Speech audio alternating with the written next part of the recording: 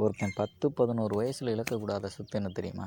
என்னுடைய அப்பா அம்மாவை இழக்கக்கூடாது. இன்றைக்கி அவன் என்னுடைய அப்பா அம்மாவை இழந்துட்டு தவிக்கிற அந்த தவிப்பை பாருங்கள்.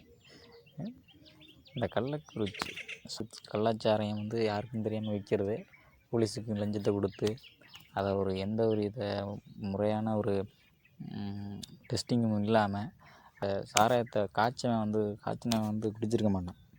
சாராயத்தை காய்ச்சினவன் குடிச்சிருக்க மாட்டான், அதை வாங்கி குடித்தவன் தான் இருந்துக்கிட்டு இருக்கான். அந்த காய்ச்சினவன் ஒருத்தனுக்கு ஆகலையே. ஏன்னா அவனுக்கு அது குடிக்கிறதுக்கு அவனுக்கு வந்து தேவையில்லை. அவனுக்கு வரக்கூடிய மற்றவன் மூலிமா வரக்கூடிய அந்த பணம் போதும். நேரம் அந்த டெஸ்டிங்கில் அவன் எத்தனை பேர் காய்ச்சிருந்தானோ அவ்வளோ பேரும் வந்து குடிச்சிருந்தானா அன்றைக்கி அத்தனை பேரும் வந்து இருந்திருக்க மாட்டான். அவங்க செத்துருப்பாங்க, அந்த மக்கள் வந்து இருந்திருக்கலாம். எல்லாத்துலேயுமே வந்து அலட்சியம். இதை பார்த்து நம்ம வந்து ஒன்றும் சொல்ல முடியாது. ஏன்னா இது வந்து திருந்த வேண்டியவங்க திருந்தினா தான் வந்து கரெக்டாக இருக்கும். படத்துலேயே வந்து எத்தனை சாங்ஸு எத்தனை இதெல்லாம் வந்து வந்திருக்கு. அதை பார்த்து வந்து மக்கள் வந்து திருந்துவாங்கன்ற நம்பிக்கையில் தானே இந்த படங்களில் வந்து பாட்டுகள் எழுதி அந்த படங்களுடைய கதைகளை எழுதி வந்து எடுத்துக்கிட்ருக்காங்க. விஜய் ஆண்டின் படத்தில் வந்திருக்குமே ஒரு சாங்கு, நீ உன்னை மாற்றிக்கொண்டால் தானே உலகம் மாறும், நீ மாறினா தான் அந்த உலகம் மாறும்.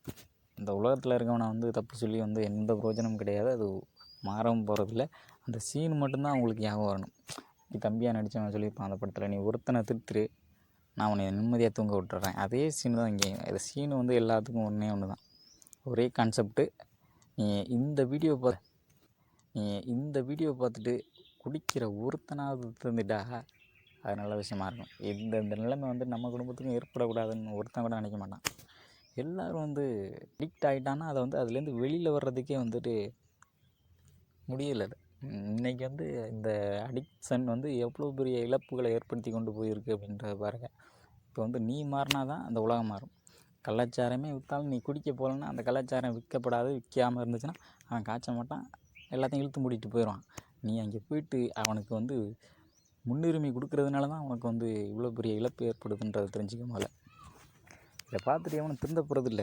இன்னும் சில விஷயங்கள் இந்த மாதிரி நடந்துக்கிட்டு தான் இருக்கும். இதை வந்து மாற்றவும் முடியாது.